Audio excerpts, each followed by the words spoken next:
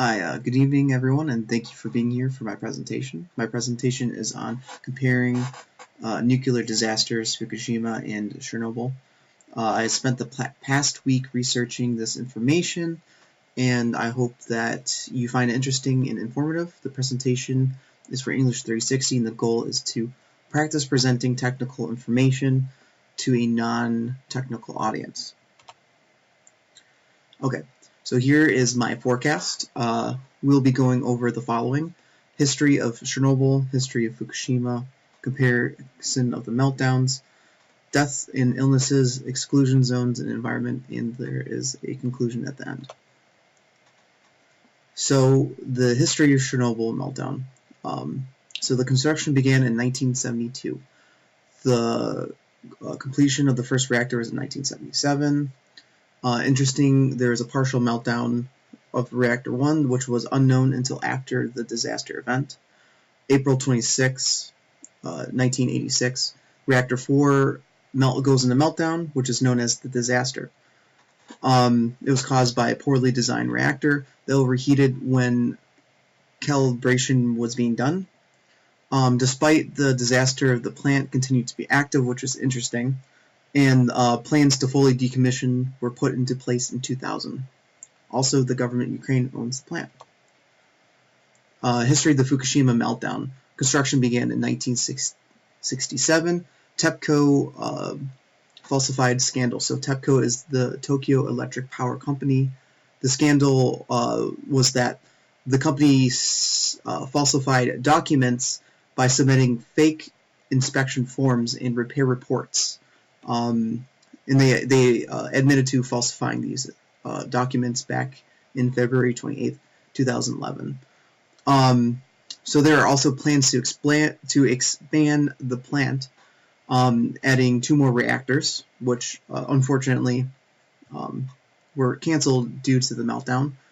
March 11th, 2011, there was a tsunami. What happened was a tsunami happened after a large earthquake, and the water got into the backup generators, which then caused overheating in the reactors, which caused a meltdown. In 2016, reports of radiation were found in America.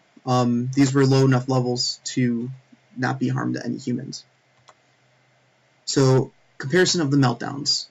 Chernobyl was more violent meltdown, meaning that there was an actual explosion due to the overheating of the reactor, while Fukushima was a calmer meltdown.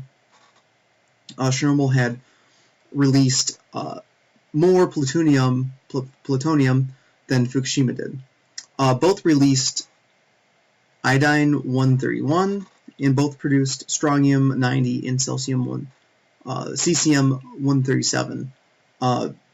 But Chernobyl caused more cesium due to the larger explosion in itself.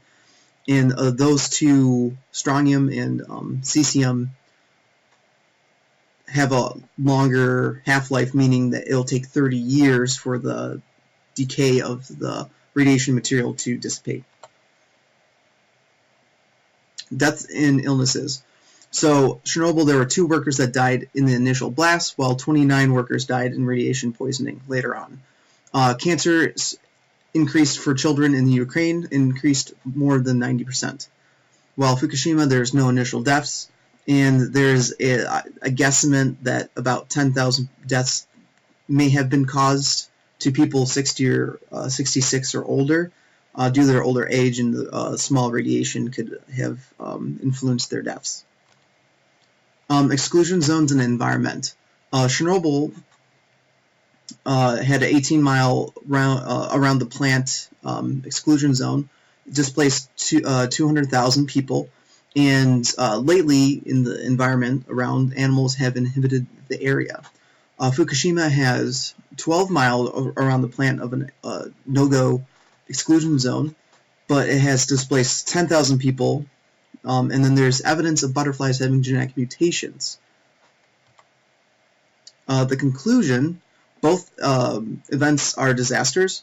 Chernobyl is the worst disaster because there were more actual deaths caused from the meltdown itself, and there was more radiation that was released, and there was more people being displaced from the disaster itself.